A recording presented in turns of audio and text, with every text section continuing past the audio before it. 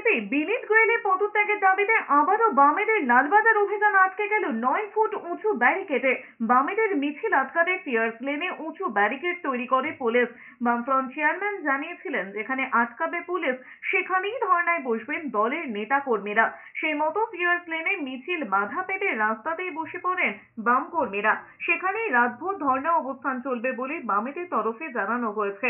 শুক্রবার বউবাজার সদ্য প্রয়াত দলের সাধারণ সম্পাদক সীতারাম ইয়েচুরির প্রতিকৃতিতে মালা দিয়ে মিছিল শুরু হয়।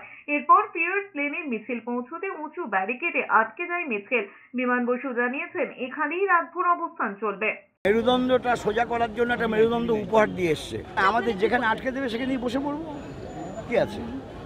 আমরা যে যুদ্ধ করতে নামিনি, আমাদের যেখানে আটকে দেবে সেখানেই বসে